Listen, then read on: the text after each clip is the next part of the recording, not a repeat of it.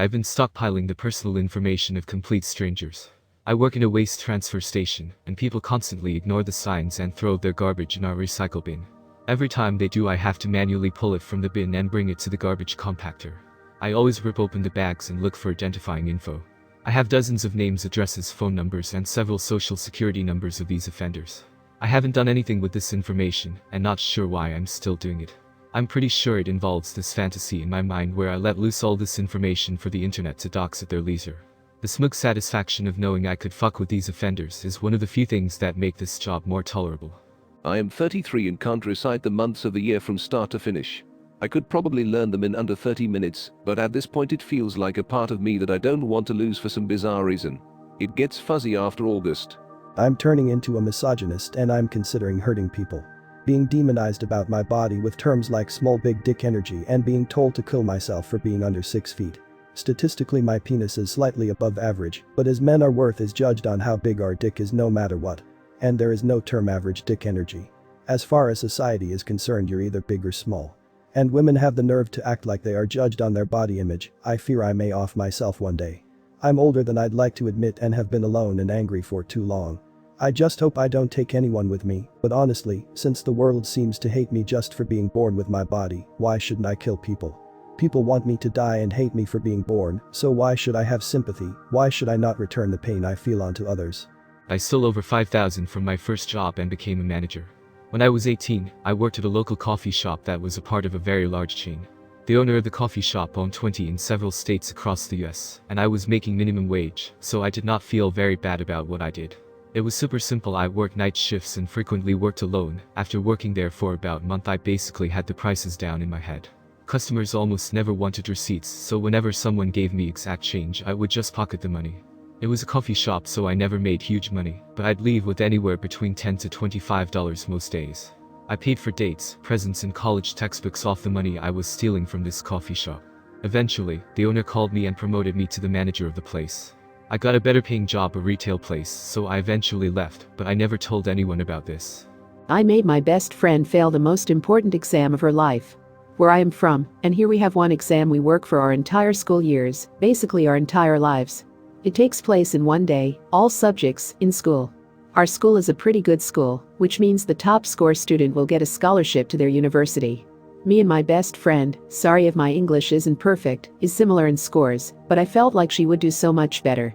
My mom kept comparing me to her, and to be honest, I just despised her from some point on from last year. I got us some bubble tea for energy before the exams this June, and then put a lot of laxatives in her tea. Bubble tea, it's super strong and sweet, so she didn't know. During the exam she had to leave multiple times to use the bathroom, each lasting 7 to 10 minutes. I still felt insecure, so I put some laxatives in her mid-exam lunch, and she had to leave a lot again. I could visibly see her sweat and feel sick. We got our scores back and she got a 146 300s while I got a 294 300s.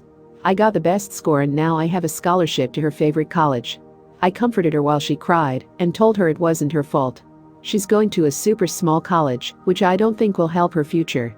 My mom was overjoyed and threw a party where she was invited. I could see how sad she was, and I know what I did was horrible. I will never tell anyone, but I did want to tell someone, so here I am. I am aware I am a horrible person, and I know she didn't deserve it. I hope she never meets someone like me again. Tolerable. I stabbed someone and never been caught. When I was 16 I always eshed and kicked back with my homie, nicknamed Lato. Me and him were so close like brothers and helped me a lot when I was homeless. One night we decided to set a guy, nicknamed Rico, up, as he got into the car. I was in the back, and my friend was in the driver's seat. Lato decided to drive as we are deciding on how much to pick up. As he took the money out I pull out a switchblade on him and get him to give me his money and phone. As he was gonna give me his phone, I tried to get him to reset the phone, but he kept hesitating and begging to keep it. I got frustrated and stabbed him couple times in the stomach, took his phone and pushed him out the car door onto the road, then drove off. I don't know what happened to him and I've been thinking about it lately.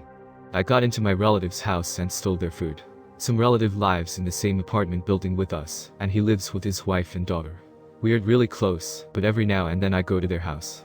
Now this happened 2 years ago. I was 15, just a reminder for my dumbness, and hungry for snacks. We don't get junk food into our house thanks to my health issues. I knew they had some stuff on their fridge, and the family was gonna be gone for a week. I saw their keys on top of some plant thing and said, you know what? I want some toffees. Fuck it. Long story short, I got in and ate some things. I just ate so many of it on their couch. I didn't leave a trace and left the scene. After that I never saw them leave their key ever again. I wonder if they actually figured it out. I stole large amounts of narcotics while working at a nursery home. I did not predict the effect it would have on everyone working there, because they never caught me, and therefore all the nursery home workers started hating working at a place where no one could be trusted. As a child, I stole money from my now deceased grandma. When I was 6 years old, my parents dropped me at my grandparents' house to look after me. While I was exploring around the house, I noticed a pile of money on top of a cabinet. I willingly stole $6 of my grandma's money so I could buy candy at school. I initially stole $2, then $4, then a total of $6. I pretended that I kept needing to use the toilet and incrementally stole $2 each time. I remember my grandma telling my mom that she thought I had diarrhea because I kept having to use the toilet. R.I.P. Grandma. Sorry. I love you. I've become a drug dealer over the summer and have scammed tourists by asking way too much. Never thought my life would go this downhill over the summer. Guess this is some form of teenage rebellion cause my parents are very anti-drugs. But back to the point. So yes, I've become a drug dealer, nothing more nothing less. I'm just starting out, so I'm mostly selling to friends or at least people I know. Though I've made a few sales to rich tourists who want to get fucked up and don't care about the price. The most fun part about scamming them is making up the story of how good my stuff is, though it is true that a lot of the good stuff is scarce right now, due to everything being put on hold due to COVID. But saying stuff like that this is best shit you can find right now, and that they'll get it for a really good price makes my day. The expressions these unknowing fuckers make fills me with joy. XTC I'd normally sell for €5, I sell to them for about €20 €25, depending on how stubborn they are, and the list goes on. Thanks for reading my confession. I graduated from college and cheated in almost everything. Just like the title says. When I started college, I had this idea that everything would be easy and simple because I would be studying something that I was passionate about. I was not entirely wrong. However, the problem started when I had teachers who said things like 1 + 1 = 3, and in the exams, if you answered 1 + 1 = 3 you got 0, because it was really 2. Mediocre teachers. At first, I did not try to cheat or anything. I thought it was wrong and yada yada, but all that changed for me when I had to take the same class for the 4th time.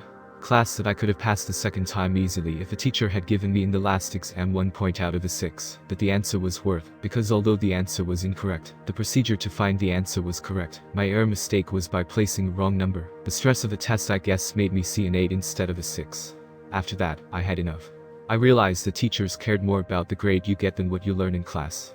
So, from that moment on, I started to cheat as much as I could, and on every class that I felt had bad teachers and once worth it. What did I do?